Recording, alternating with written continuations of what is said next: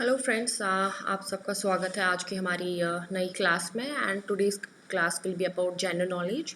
As you know that general knowledge जो subject है वो हर एक कॉम्पिटिटिव एग्जाम में पूछा जाता है। जो कोई भी टीचिंग एग्जाम हो, KVS, DSSB, EMRS, NVS, कोई भी आपका टीचिंग एग्जाम हो, it's a part of each and every teaching exam और for that matter any competitive exam.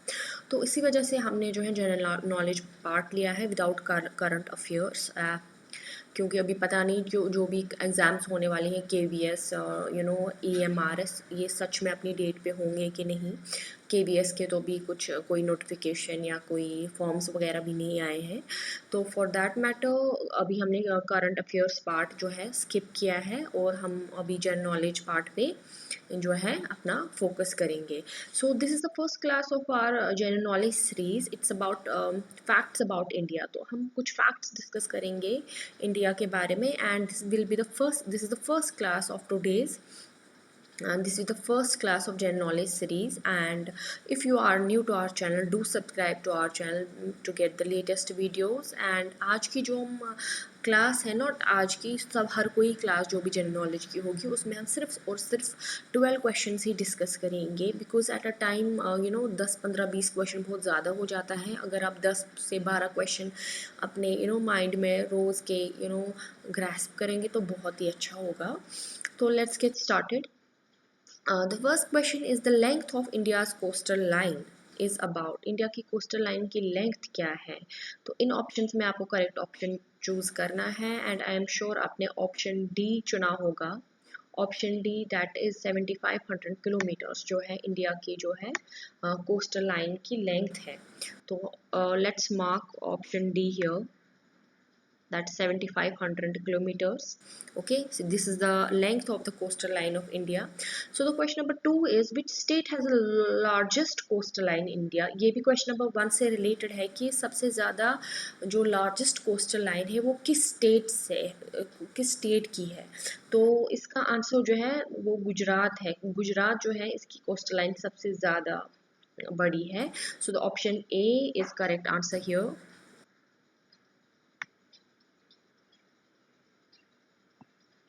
Okay.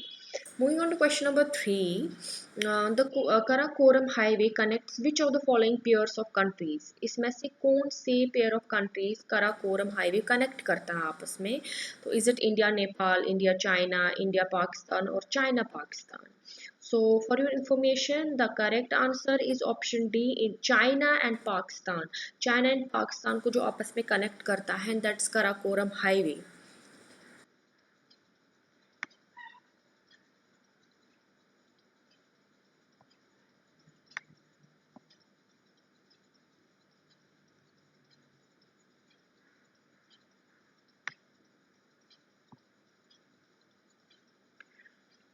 Okay, question number 4, which of the following latitudes passes through India? इसमें से कौन सा latitude जो है वो इंडिया के थ्रू पास करता है? आपको पता होगी जो लैटिट्यूड्स और लॉन्गिट्यूड्स, इक्वेटर, ये सारी इमेजिनरी लाइंस होती हैं किसी एक पर्टिकुलर लोकेशन को ट्रेस करने के लिए हमें बहुत हेल्प करती है उसका क्लाइमेट जानने में। ठीक है, तो आपको बोलना है कि इसमें से कौन सा लैटिट्यूड जो है जो इंडिया के थ्रू पास होता है। ओके, लैटिट्यूड जो होते हैं वो हॉरिजॉन्टल लाइंस होते हैं हमारे ग्लोब पे, और लॉन्गिट्यूड्स जो होते हैं वो वर्टिकल लाइंस होती है। तो इसमें से जो करेक्ट आंसर है वो ऑप्शन डी है, tropic of cancer.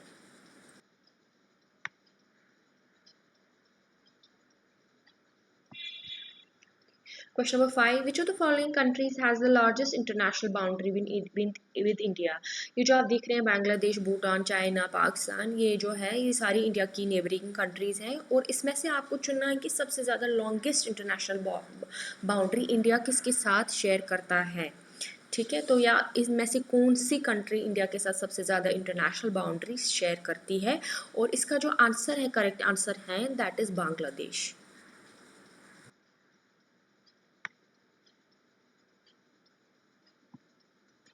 Moving on, question number 6, the largest southernmost single island in India is? India का southernmost single island कौन सा है? रामेश्वरम आइलैंड, मिनीसॉयल आइलैंड, कार निकोबार आइलैंड्स और ग्रेट निकोबार आइलैंड्स। आप इनमें कंफ्यूज मत होइए, अलग अलग आइलैंड्स हैं। तो इसका जो आंसर है वो है ग्रेट निकोबार आइलैंड, जो है वो southern most single island of India है।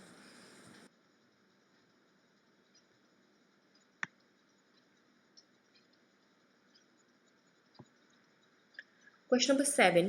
This union territory possesses a coastal stretch of about 45 kilometers with the 28 marine fishing villages. However, 45% of the population is engaged in agriculture and allied products.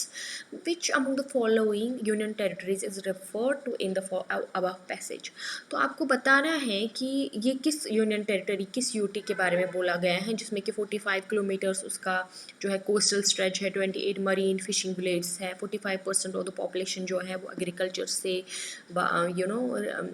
Agriculture में involve है। तो ये किस UT के बारे में बोला गया है, और ये जिस यूटी के बारे में बोला गया है वो है ऑप्शन ए लक्षद्वीप। लक्षद्वीप के बारे में ये बोला गया है, तो option A is the correct answer.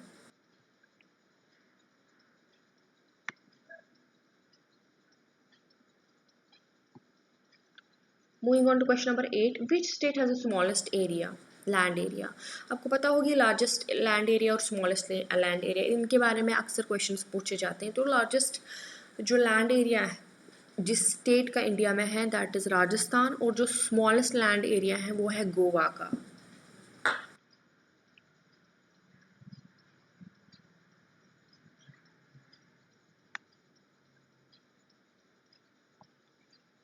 Question number 9, the climate of India is mainly tropical because, India का जो क्लाइमेट है वो ट्रॉपिकल है, ठीक है।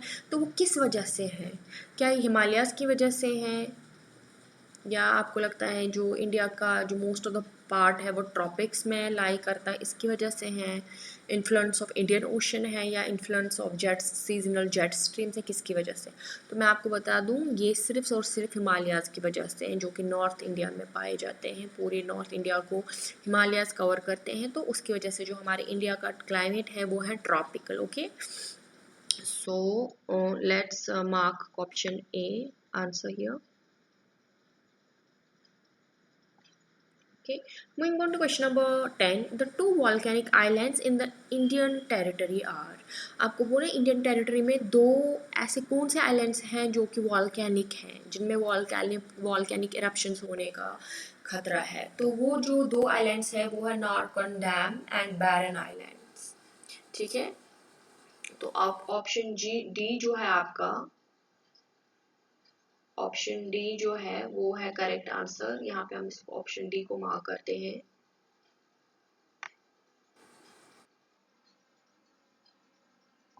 Okay.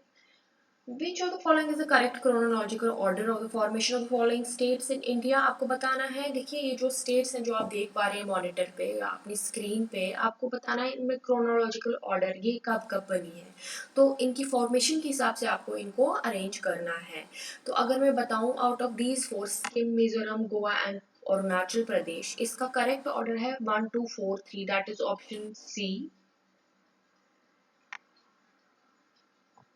तो इनमें से जो है सबसे पहले जो है जो स्टेट बनी है दैट इज सिक्किम, उसके बाद मिजोरम, उसके बाद अरुणाचल प्रदेश, और सबसे लास्ट में गोवा बनी है, ठीक है। तो ऑप्शन सी जो है इसका करेक्ट आंसर है।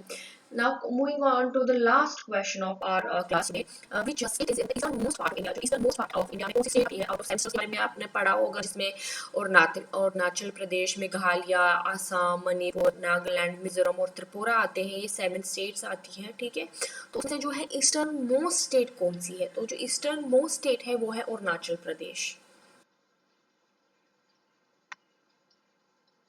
Option C. तो option C is the correct answer here. ये जो हमारे आज हमने अपने 12 क्वेश्चंस कंप्लीट किए हमारे जीके की क्लास के, आप हमसे जुड़े रहें। रोज़ के हम 10 to 12, नॉट रोज़ के मतलब ऑल्टरनेट डेज पे वीडियोस आते रहेंगे, और 10 to 12 क्वेश्चंस ईच डे और day after the day, alternate days भी अगर आप करते हैं तो that's more than enough. Okay, so इससे आपका जीके का पोर्शन कवर हो जाएगा। And thanks for watching the video. आप अपनी प्रिपरेशंस जारी रखिए। मुझे पता है that the situation is worse, अभी पैंडमिक चल रहा है, but don't lose your heart, be strong, take care of your family and your self, and stay tuned to our channel for the latest videos. Don't lose Thank you your so heart. much Be for strong. watching the Take video. care of your Thank you. family and yourself. And stay tuned to our channel for the latest videos. Thank you so much for watching the video. Thank you.